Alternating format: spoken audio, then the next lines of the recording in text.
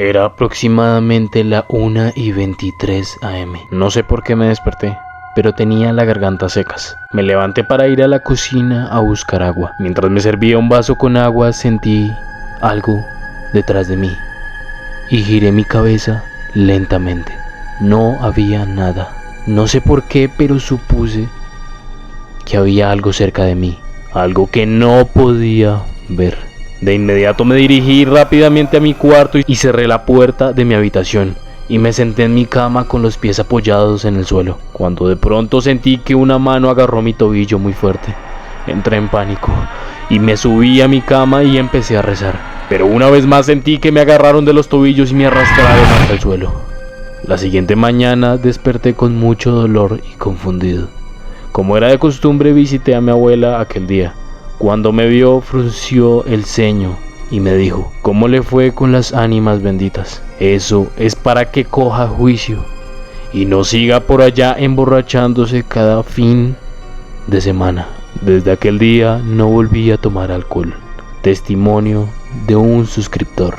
Simpson, usted es diabólico. Las ánimas del purgatorio son un concepto que por muchos años ha sido parte de la cultura en gran parte de Latinoamérica. Pero bueno, es importante en primer lugar definir qué es el purgatorio. El purgatorio es un concepto religioso con especial presencia en la teología católica y la copta ortodoxa. De acuerdo con esta doctrina, el purgatorio no es un espacio físico y se define como un estado del alma transitoria de purificación y expiación en el que después de la muerte las personas que han muerto en estado de gracia sufren la pena temporal que se debe a la expiación de sus pecados no perdonados para poder acceder a la visión del paraíso de Dios. Pero ¿dónde nació este concepto de la adoración de las ánimas? El culto y devoción a las ánimas está íntimamente ligada con la existencia del purgatorio, que tomó carta de consideración con la aprobación de la sesión número 25 del Concilio de Trento, celebrada los días 3 y 4 de diciembre de 1563, en la que se aprobó que los curas enseñaran y predicaran la existencia del purgatorio, excluyendo en los sermones las cuestiones más sutiles y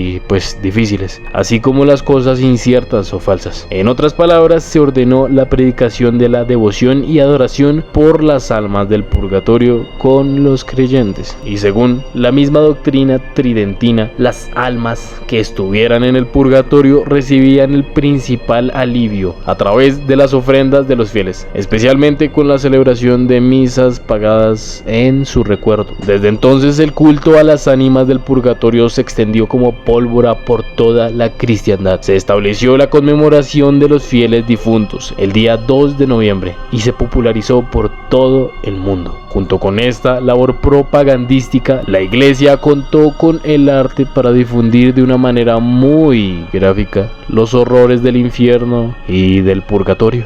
Además, a esta labor de difusión contribuyó de manera muy especial la publicación de obras que, usando el temor humano a las llamas del purgatorio, influyeron en el espíritu de los feligreses, deseosos como estaban de alcanzar la salvación eterna cuanto antes. En otras palabras, les metieron miedo a través de imágenes artísticas. Además, solo miren las obras. Pobre gente. Una de las obras que más influyó en la conciencia de los pobres aldeanos fue la de José Boneta y La Plana, Gritos del Purgatorio y Medios para Acallarlos, que vio la luz en 1689. Se estableció un círculo vicioso en el que los vivos salvan las almas de los que están en el purgatorio con misas y oraciones, y a cambio estos, una vez salvados de las llamas purificantes, interceden por los mortales desde el cielo. Pues ese era el concepto. Esta creencia se esparció por gran parte de Latinoamérica y por ende empezó a variar y a mezclarse en cada región, como en México, donde la conmemoración del Día de los Fieles Difuntos está vinculada y celebrada en la misma fecha que el Día de los Muertos. En ella, las familias visitan los cementerios y colocan un altar de muertos en recuerdo de los seres queridos Se acostumbra a visitar los camposantos con coronas florales y cruces de flores naturales y artificiales, y gran cantidad de personas se traslada para visitar a sus seres queridos ya fallecidos. En Ecuador, el Día de los Difuntos se celebra el 2 de noviembre de cada año, siendo esta fecha declarada feriada en el calendario anual de manera similar como en Perú y en Bolivia, mientras que en Argentina se conmemora el Día de los Muertos por la Patria y en Venezuela se conmemora los fieles difuntos. En cuanto a Colombia, se dice que las ánimas benditas conceden y hasta fungen de manera similar como ángeles protectores, con la gran diferencia que se debe hacer una ofrenda a cambio. Por ejemplo, antiguamente se colocaban monedas en las esquinas de las entradas de los hogares o ventanas de forma de ofrenda, para lograr una protección por parte de las ánimas benditas. De hecho, cuando yo era niño se me advertía siempre no tocar las monedas, con el pretexto de que las almas me jalarían las patas. Y adivinen qué, pues me llevé unas monedas y pues no pasó nada. Y es que las almas del purgatorio, según la creencia católica, no es, formalmente hablando, intercesores como lo son los santos, pero según la misma creencia pueden obtener para nosotros asombrosos favores y librarnos de los demonios, enfermedades y peligros de toda clase. Eso me acuerda de un pelado que cuando parchábamos en ocasiones servía aguardiente que comprábamos con todo el grupo.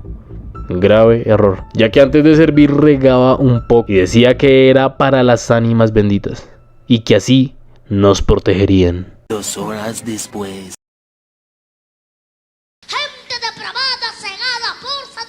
Y es que es bastante interesante cuán ligado está a nuestra cultura este concepto. Por ejemplo, en Bogotá para algunas personas es conocido que todos los lunes se les conoce como Día de las Ánimas o Lunes de las Ánimas. No tiene una fecha en particular, son todos los lunes donde el cementerio central de Bogotá recibe visitas porque las personas se encontraron en las estatuas que adornan las tumbas de Luis Carlos Galán, Leo Siegfried Kopp, José Raquel Mercado, Carlos Pizarro y las mujeres de la familia Gaspar Bodmer, un lugar del cual aferrarse a una esperanza. Se les pide de un lado y se les agradece de otro, dice la tradición, y aunque no se especifica cuál es el oído para cada cosa, la fórmula es sencilla: llegar al panteón, encontrar la estatua que te dé más confianza, acercarte a ella y hacerle tu petición. La gran mayoría de las personas lo hacen bien pegadas al oído y se cubren la boca para que nadie más se entere de lo que fueron a pedir. O sea, es como si fuera un secreto entre el humano y el muerto y su fe. Algunos llevan flores, pero no es requisito. Después, cuando la petición es cumplida, se debe regresar al panteón, también en lunes, para agradecer al muerto que ayudó a conseguir lo que se quería. Y ahí es donde la buena memoria debe hacerse presente para cumplir la tradición. Se les pide de un lado y se les agradece del otro. Puede que la historia que te contara al principio sea solo